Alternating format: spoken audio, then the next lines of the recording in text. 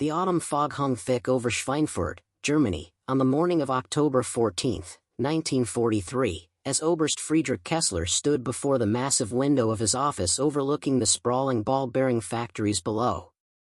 At 42 years old, Kessler commanded the Luftwaffe's 3rd Fighter Wing, and he had every reason to feel secure in his position. For 3 years, his interceptor squadrons had turned back wave after wave of Allied bombing attempts, sending hundreds of enemy aircraft spiraling toward the earth in flames. Before we jump back in, tell us where you're tuning in from, and if this story touches you, make sure you're subscribed because tomorrow, I've saved something extra special for you. The Americans had tried before, always with the same result. Their bombers would arrive in modest numbers, perhaps 50 or 70 at most, flying in their tight formations that the propaganda ministers called foolish and suicidal. Kessler's pilots would tear into them with practiced efficiency, exploiting the gaps in their defensive coverage, attacking from angles where the bombers' guns couldn't reach. The Americans would drop their bombs hastily, often missing their targets entirely, then flee back toward England with their formations shredded and smoking. Kessler lit his morning cigarette and studied the intelligence report on his desk. American bomber activity had been increasing over the past weeks, but nothing suggested any significant change in their tactics or capabilities. His adjutant, Hauptmann Werner Steiner, had compiled the numbers with characteristic precision. In the past month alone, Kessler's wing had claimed 93 confirmed kills against American heavy bombers. The loss ratio was catastrophic for the Americans, nearly unsustainable. Any rational military commander would have abandoned the daylight bombing campaign by now. What Kessler didn't know, couldn't have known as he exhaled smoke and watched the factory workers arriving for their morning shifts, was that 300 miles to the west, the largest concentration of military aircraft ever assembled for a single mission was already climbing through the English dawn. The sound of their engines would soon become a thunder that would shake the very foundations of the Third Reich's war economy. At Molesworth Air Base in England, Captain James Harrington pulled himself up through the nose hatch of his B-17 Flying Fortress and settled into the bombardier's position. At 24 years old, Harrington had already flown 18 missions over occupied Europe, and each one had taught him something new about survival and fear. The young officer from Oregon had joined the Army Air Corps with romantic notions of aerial warfare, imagining clean fights in clear skies where skill and courage determined the outcome. The reality had been far different.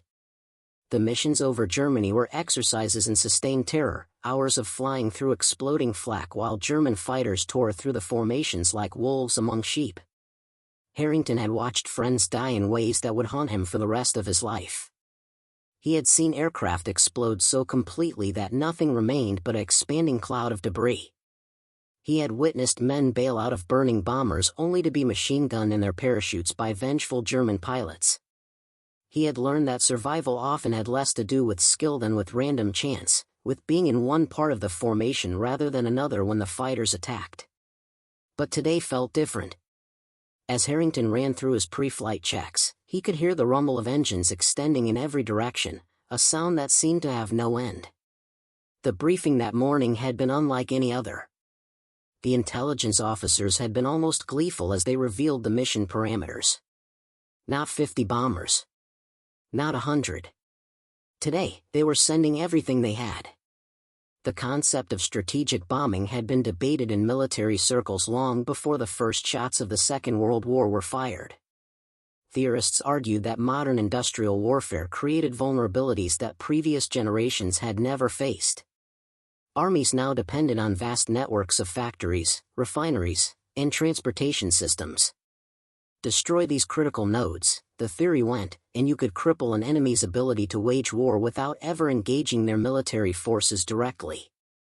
The reality proved far more complex than the theorists had imagined. When the United States entered the war in December 1941, American military planners faced a sobering assessment of their capabilities.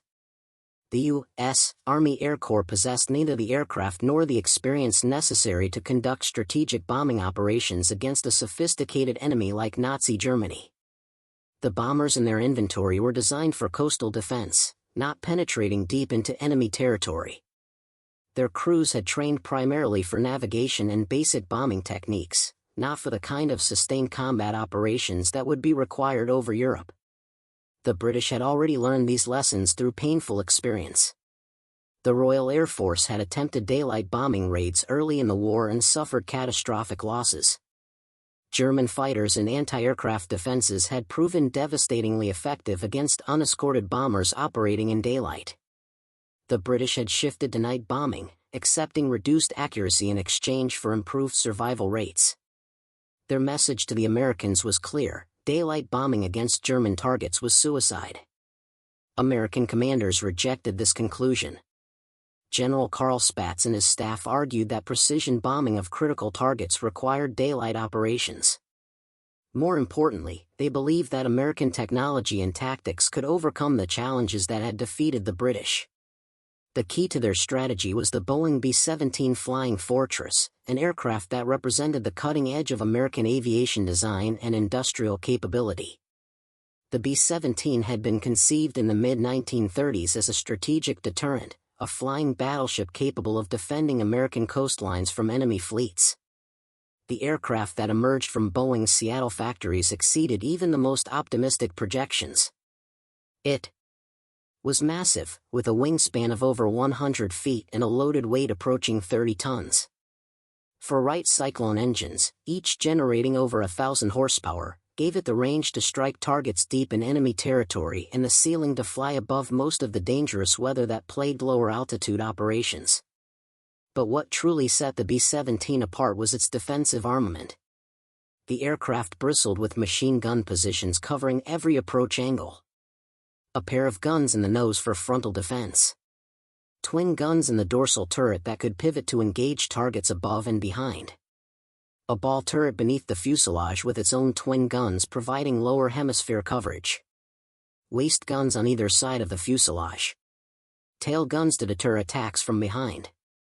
In total, up to 13 .50 caliber machine guns could be brought to bear against attacking fighters.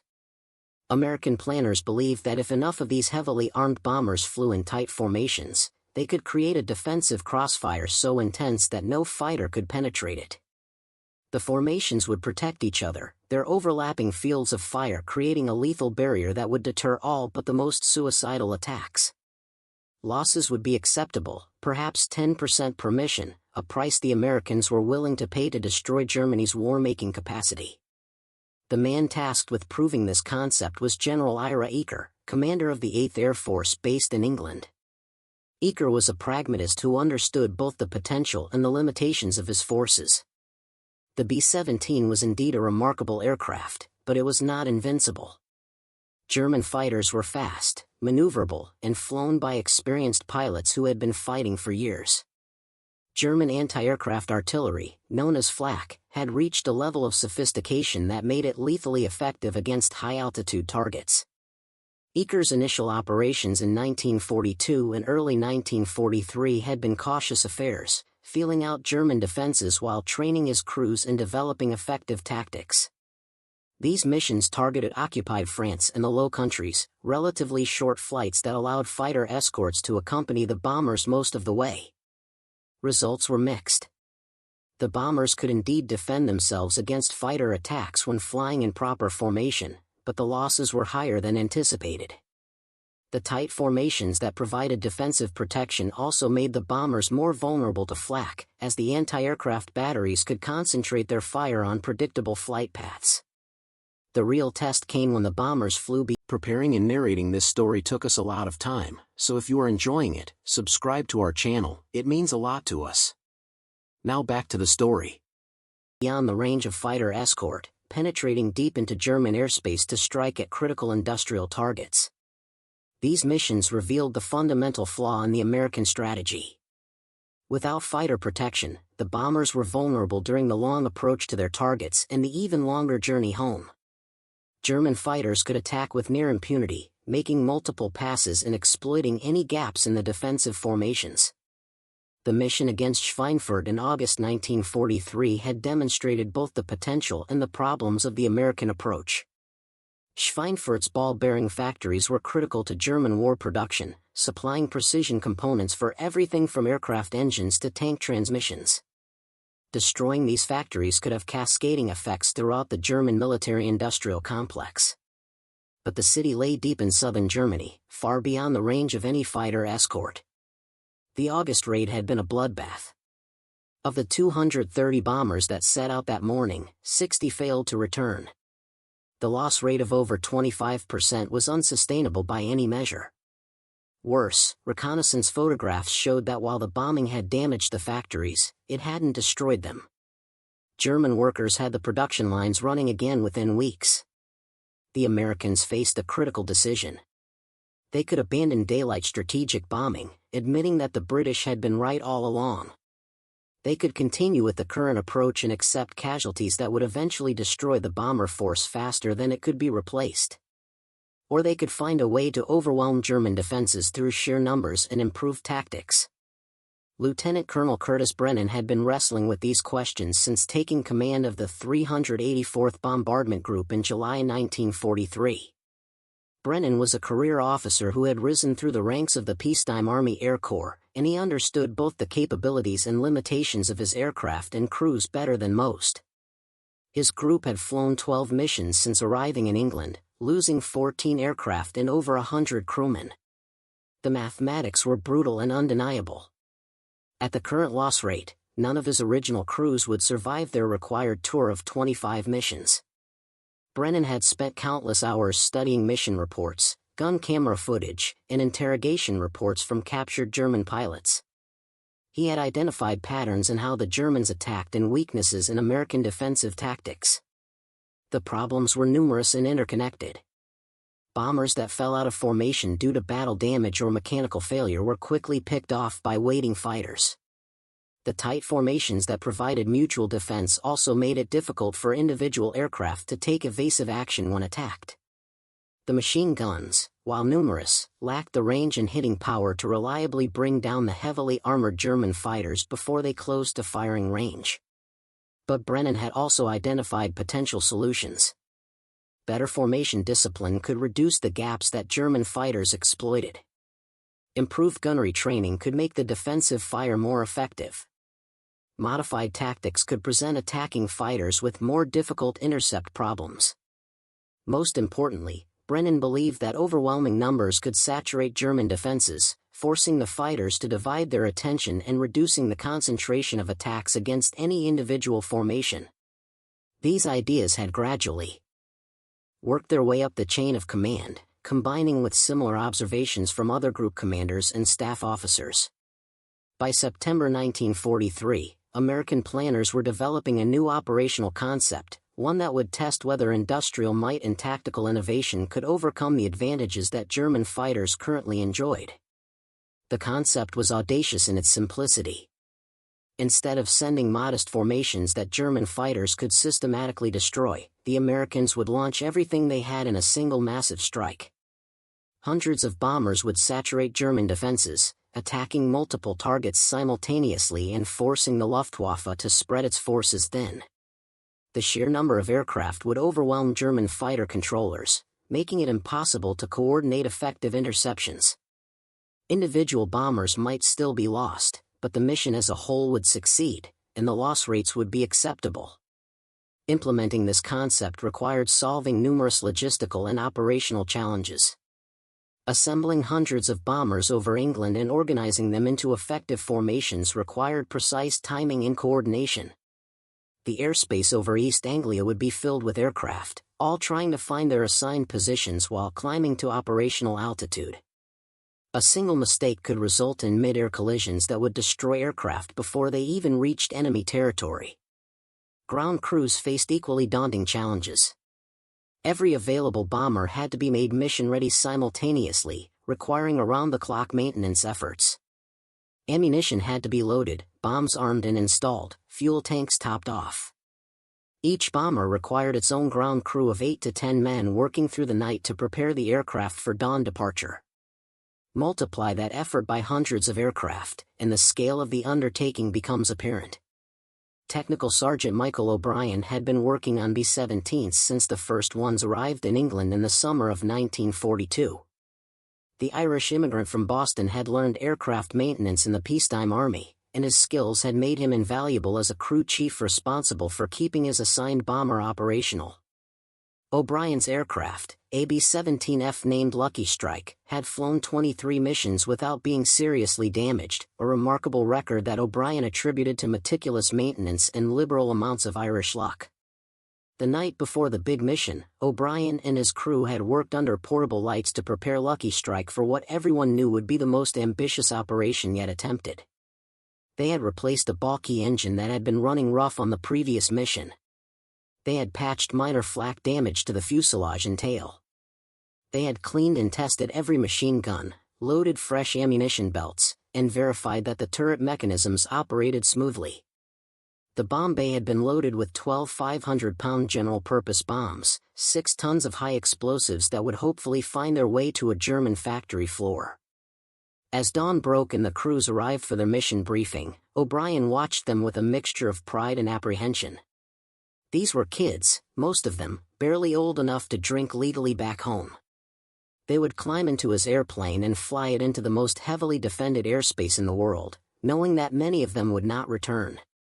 O'Brien had seen too many empty bunks, too many personal effects being packed up and shipped home to grieving families.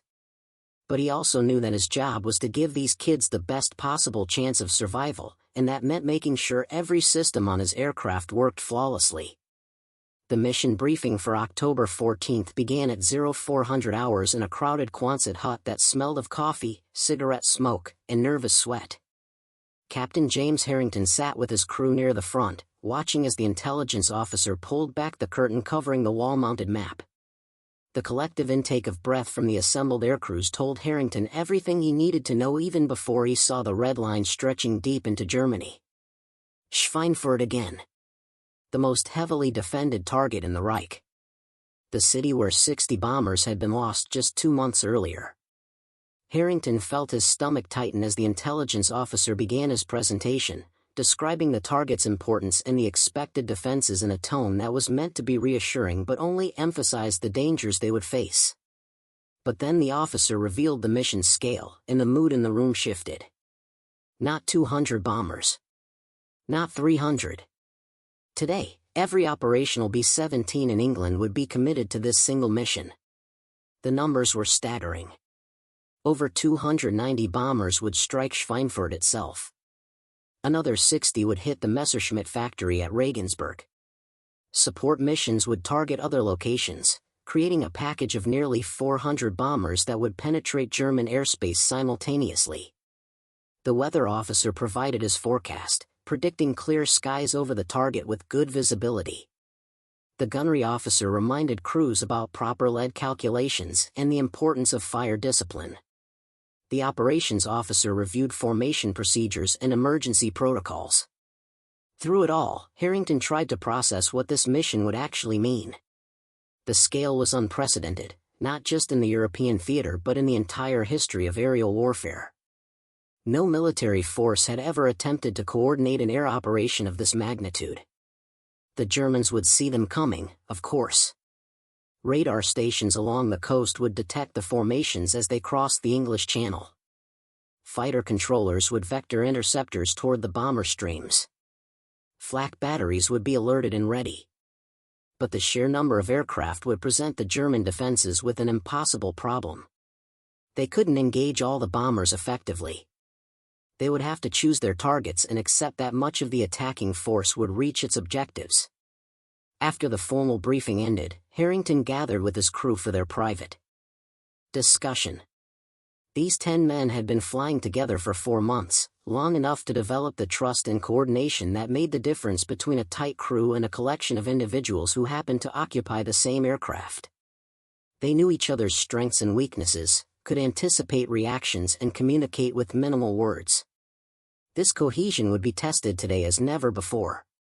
Lieutenant David Preston, the pilot, was a farmer's son from Iowa who had learned to fly crop dusters before the war. He handled the big bomber with a delicate touch that seemed at odds with his massive frame and calloused hands. Preston's ability to hold precise formation even in rough air had earned the respect of every pilot who had flown with him. Second Lieutenant Robert Chen, the co-pilot, was the son of Chinese immigrants who had faced discrimination throughout his military career but had proven himself to be one of the finest aviators in the group. Chen's engineering background made him invaluable during emergencies, as he could quickly diagnose mechanical problems and implement solutions that kept damaged aircraft flying. Technical Sergeant Frank Morrison handled the top turret and served as flight engineer. Morrison had worked in Detroit automobile factories before the war, and his mechanical aptitude had made him the crew's go-to problem solver. If something broke during a mission, Morrison would find a way to fix it or work around it. Staff Sergeant Thomas Riley manned the radio, maintaining contact with other aircraft and ground stations while monitoring German frequencies for signs of fighter activity.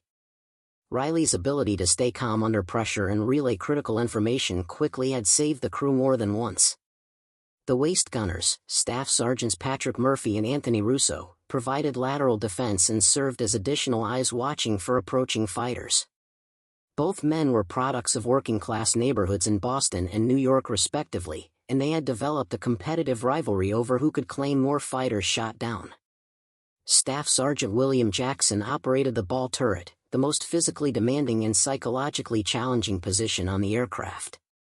Cramped in his tiny sphere beneath the fuselage with nothing but thin aluminum between him and open sky, Jackson would spend hours scanning for fighters approaching from below, his twin 50s ready to engage any threat.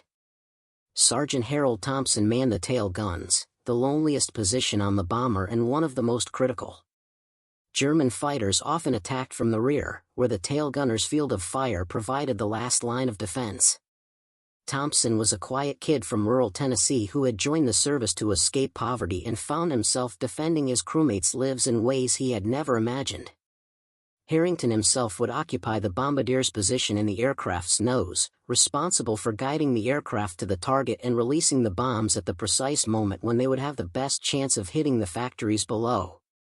It was a responsibility that weighed heavily on him, knowing that 6 tons of explosives would fall where he directed them, potentially killing enemy workers and soldiers but also possibly striking civilians if his calculations were even slightly off.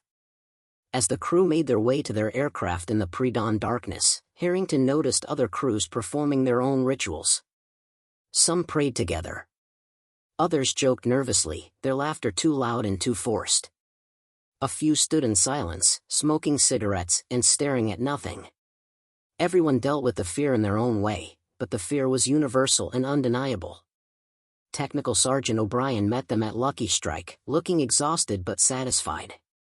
He walked Lieutenant Preston through the maintenance log, highlighting the engine change and assuring him that all systems had been tested and verified. O'Brien shook hands with each crew member, a ritual he had performed before every mission. Then he stepped back and watched as they climbed aboard his aircraft, knowing that some of them might not return. The startup sequence began at 0530 hours, and the sound was unlike anything Harrington had experienced before. Hundreds of Wright Cyclone engines coughed to life in rapid succession, their combined roar drowning out all other sound. The ground trembled beneath the idling aircraft as pilots ran through their pre-takeoff checks. Exhaust fumes mixed with morning mist, creating an acrid haze that drifted across the airfield. Takeoff would be the first critical test of the mission's coordination. The bombers would depart at 30-second intervals, racing down the runways and lifting off into the darkness. They would climb through the overcast, each aircraft navigating by instruments until they broke through the cloud layer and could begin forming up with their assigned groups. The potential for disaster was enormous. A single aircraft losing power on takeoff could block the runway and disrupt the entire schedule. Mid-air collisions in the clouds could destroy multiple aircraft without warning. But the months of training paid dividends as the takeoff sequence proceeded with remarkable precision. One after another, the heavily loaded bombers accelerated down the runways, their pilots fighting the controls as the aircraft lifted off and retracted their landing gear. Within minutes, the airspace over East Anglia was filled with climbing bombers, their navigation lights winking through the darkness as they clawed for altitude. Harrington sat in the nose of Lucky Strike, watching the altimeter wind upward as they climbed through the clouds. The aircraft shuddered and bounced in the turbulence, and visibility was reduced to nothing as they penetrated the thick overcast. This was one of the most dangerous phases of the mission, flying blind through clouds filled with other aircraft, all climbing at different rates and positions. Harrington found himself holding his breath, waiting for the collision that would end everything in an instant.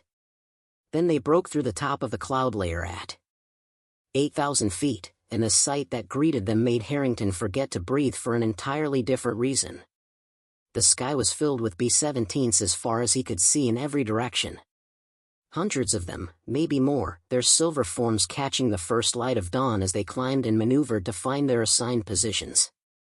Colored flares arced through the sky as group leaders signaled their formations to assemble. The scene looked less like military operation and more like a migration of some enormous mechanical species, gathering in the sky before beginning their journey. The assembly process took over an hour as the groups formed up and set their courses toward the rally points over the English coast. The formations were tight, wingtip to wingtip spacing that allowed the aircraft to provide mutual defensive fire but required constant attention from the pilots to avoid collisions. Harrington could see Lieutenant Preston's hands on the controls, making tiny adjustments to maintain position as the formation leveled off and headed east. As they crossed the English coast and began the journey over the North Sea, Harrington ran through his equipment checks one more time.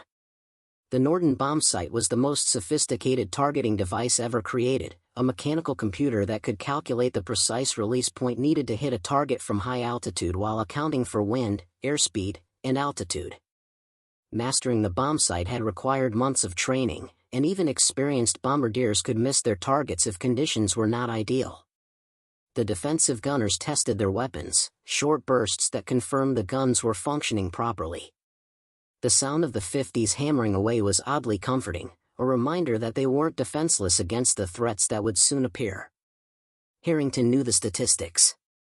Each bomber carried approximately 7,000 rounds of .50 caliber ammunition distributed among its various gun positions. Multiply that by hundreds of aircraft, and they were taking millions of rounds into German airspace. It was firepower on a scale that defied easy comprehension. The North Sea passage was uneventful, giving crews time to settle into the routine of a long mission. Oxygen masks had to be adjusted and checked. Heating systems verified to work properly at high altitude. Navigation updated based on checkpoints and radio beacons. Every crew member had specific responsibilities that occupied their attention and helped keep the fear at bay. As they approached the Dutch coast, the character of the mission changed dramatically. The radar stations had certainly detected them by now. German fighter units would be scrambling, preparing to intercept the massive formation. Flak batteries along the coast would be trained on their projected flight path, ready to fill the sky with exploding steel. Harrington watched the coastline approach through the plexiglass nose of the aircraft. From 5 miles high, the earth below looked deceptively peaceful, a patchwork of fields and forests showing the colors of autumn. But he knew that appearance was deceiving. In the towns and cities below, air raid sirens were wailing. German fighters were taking off from dozens of airfields. Artillery crews were loading their guns. The peaceful landscape was about to become a battlefield unlike any the world had ever seen. The first flak appeared as they crossed the coast, black puffs blooming in the sky around the formation. The German gunners were trying to find the range, adjusting their aim based on where their shells exploded relative to the bombers. Within minutes, the flak intensified, becoming a dense barrage that the formation had to fly through. Each explosion created a zone of lethal shrapnel that could tear through aluminum skin and flesh with equal ease. Lucky Strike shuddered as a close burst sent fragments rattling against the fuselage. Harrington felt the aircraft drop slightly as Preston took evasive action, a gentle weaving that made them a marginally more difficult target without breaking formation. All around them, other bombers were experiencing similar treatment, their pilots fighting to maintain position while the sky filled with deadly black flowers. Then came the call that every crew had been dreading. Fighters inbound, 12 o'clock high.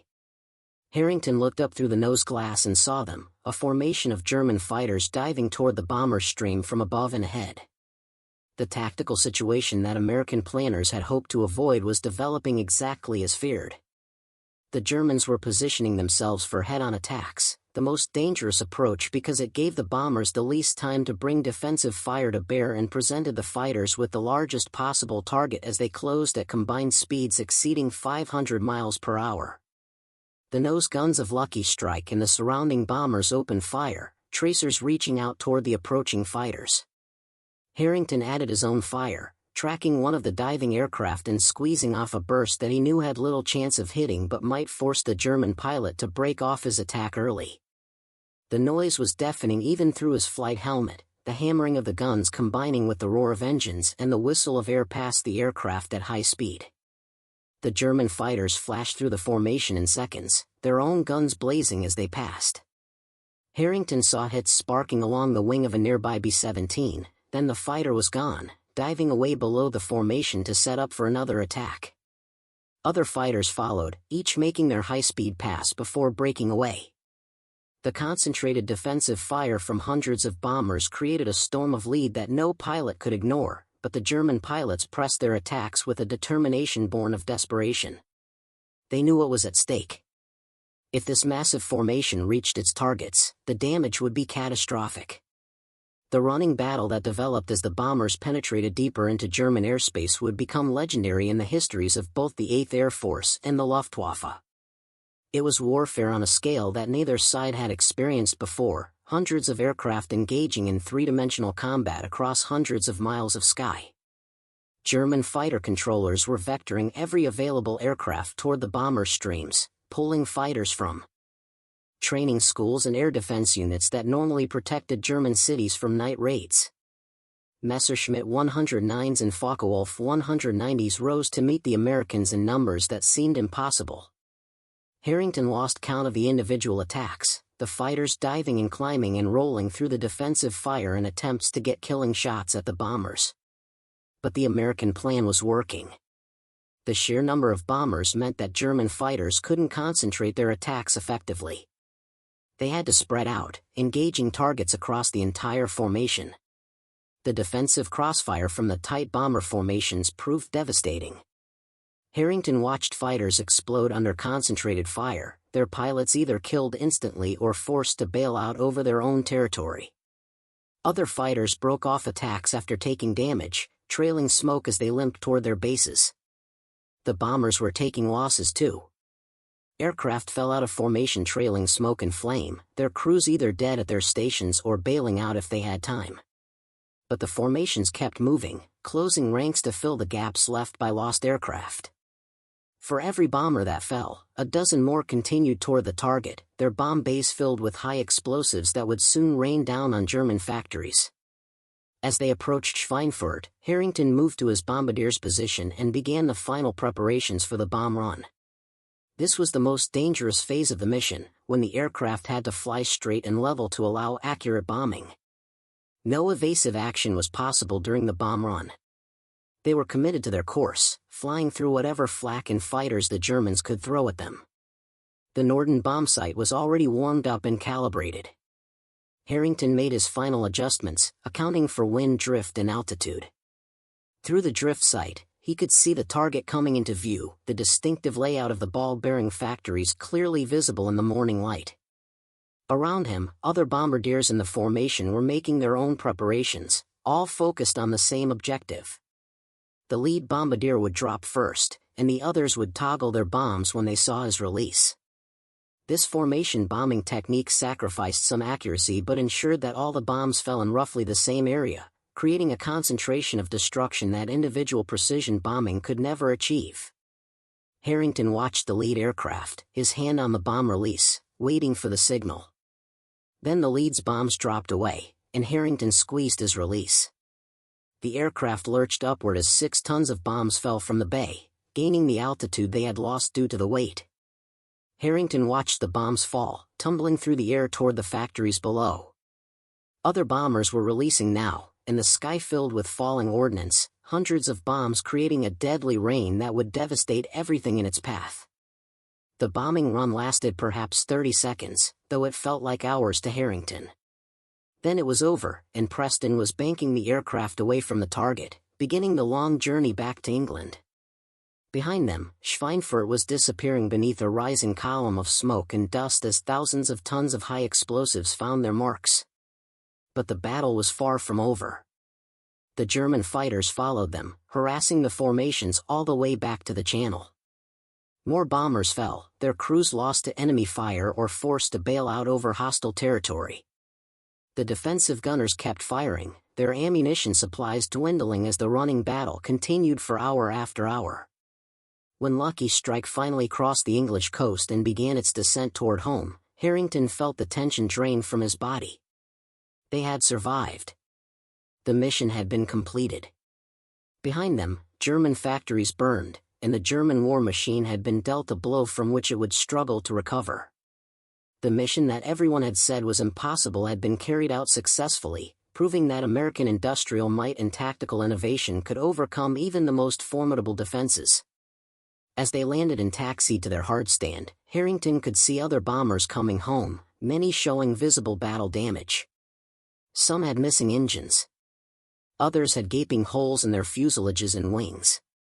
A few landed with wounded crewmen aboard, the medical personnel rushing to provide aid as soon as the aircraft came to a stop. Technical Sergeant O'Brien was waiting for them, his face showing the strain of having watched his aircraft fly away that morning not knowing if it would return.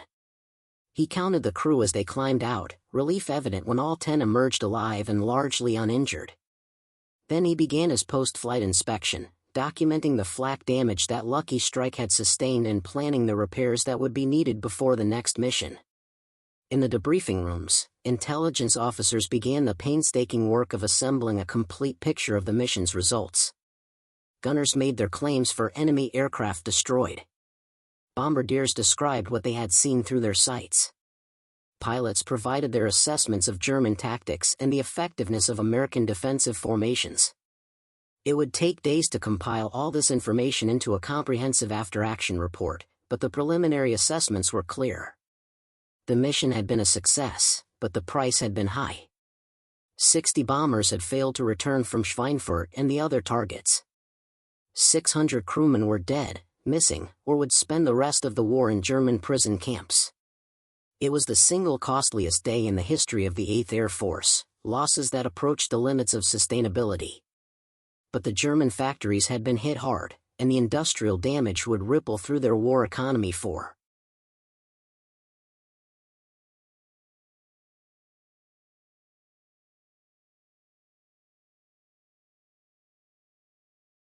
months to come. More importantly, the mission had proven that concentrated mass attacks could overcome German defenses in ways that smaller raids could not. The tactical lessons learned on October 14 would shape American strategic bombing for the rest of the war. Future missions would employ even larger formations, overwhelming German fighters and flak batteries through sheer numbers while precision targeting destroyed the industrial base that sustained the Nazi war machine. For Captain James Harrington and the crew of Lucky Strike, the mission marked a turning point in their understanding of the war they were fighting. They had participated in something unprecedented, a demonstration of American power that would be remembered long after the individual participants were forgotten. They had survived when many others had not, and that survival carried its own burden of responsibility. There would be other missions, other targets, other days when they would climb into their bomber and fly into the face of enemy defenses. But they would never again doubt that what they were doing mattered, that their sacrifice and courage were making a tangible difference in the outcome of the war. As the sun set over the English countryside that evening, Harrington sat on his bunk and tried to write a letter home. The words came slowly, censored by his own reluctance to describe what he had experienced and by the military censors who would read every letter before it was mailed. How could he explain what it felt like to fly through a sky filled with hundreds of bombers, to see German fighters attacking in waves, to watch bombs fall on distant factories and know that his actions had just changed the course of history in some small but significant way? In the end, he settled for simple reassurance. He was safe. His crew was intact. They were doing important work. He would be home when the war was over. The letter would reach his parents weeks later, and they would read between the lines, understanding that their son was experiencing things he could never fully describe and hoping that he would indeed come home when the war finally ended. Across Germany, the effects of the day's raids were becoming apparent. In Schweinfurt, emergency crews worked through the night to fight fires and assess the damage to the ball-bearing factories. The bombing had been devastatingly accurate, destroying production facilities that would take months to rebuild. German planners had counted on those factories to supply critical components for everything from aircraft to tanks to submarines. Now they would have to find alternative sources or accept reduced production of the weapons systems that Germany needed to continue fighting. Oberst Friedrich Kessler sat in his office that night, reviewing the day's combat reports with growing disbelief. His fighter wing had flown multiple sorties against the American formations, claiming over 30 bombers destroyed. It should have been a victory, the kind of loss rate that would force the Americans to reconsider their entire strategic bombing campaign. But the Americans had kept coming, wave after wave of them, absorbing losses that would have shattered any other air force and continuing toward their objectives. The mathematics were undeniable. If the Americans could sustain this level of effort, if they could continue launching raids with hundreds of bombers despite losing 60 aircraft in a single day, then the Luftwaffe's defensive strategy was ultimately doomed to fail. The realization that swept through German high command in the days following the raid was profound and unsettling. The Americans had demonstrated not just tactical capability but industrial capacity that Germany simply could not match. The 60 bombers lost on October 14 represented a catastrophic defeat for the Americans by any traditional measure, yet intelligence reports indicated that replacement aircraft and crews were already en route to England. The factories in Seattle, Burbank, and a dozen other American cities were producing B-17s faster than German fighters could shoot them down. The training schools scattered across the American heartland were graduating new crews every week, young men eager to take the places of those who had fallen. German aircraft production, by contrast, was already strained to its limits. The factories that produced Messerschmitt and Focke-Wulf fighters were operating around the clock, but they could not keep pace with the losses being inflicted by American bombers and the expanding demands of multiple fronts. Every fighter sent to defend the Reich was a fighter unavailable for the Eastern Front, where Soviet forces were grinding forward with relentless determination. Every pilot killed or wounded defending German factories was one less experienced aviator available to train the next generation of replacements. The strategic calculus had shifted in ways that German planners were only beginning to understand. The raid on Schweinfurt was not an isolated maximum effort that had exhausted American capabilities. It was a demonstration of what the Americans could do on any given day when weather and tactical circumstances aligned. More raids like this would follow, each one forcing the Luftwaffe to commit its dwindling fighter strength to defensive battles that offered no strategic advantage, only the possibility of delaying the inevitable.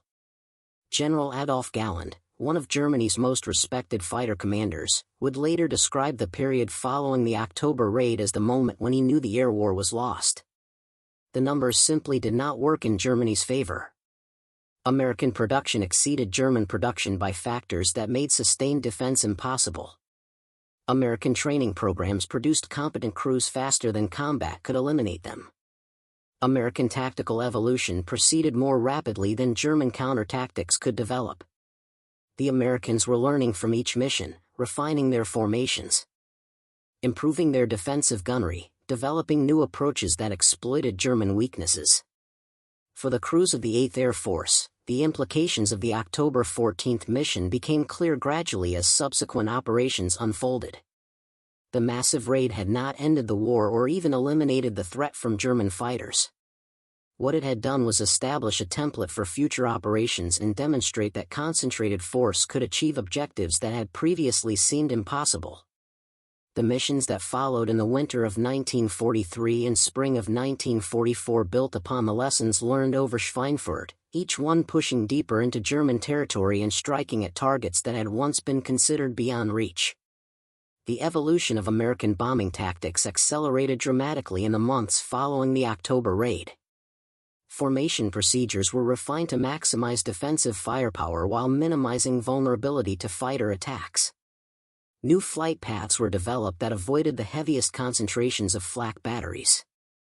Bombing techniques improved as bombardiers gained experience with the Norden sight and learned to compensate for the various factors that affected accuracy at high altitude. The result was an air campaign that grew steadily more effective even as German defenses struggled to adapt. Technical innovations played an increasingly important role in this evolution.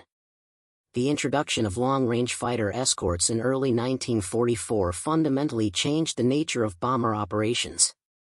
P-51 Mustangs with drop tanks could accompany the bombers all the way to their targets and back, engaging German fighters on equal terms and protecting the bomber formations from the sustained attacks that had caused such heavy losses.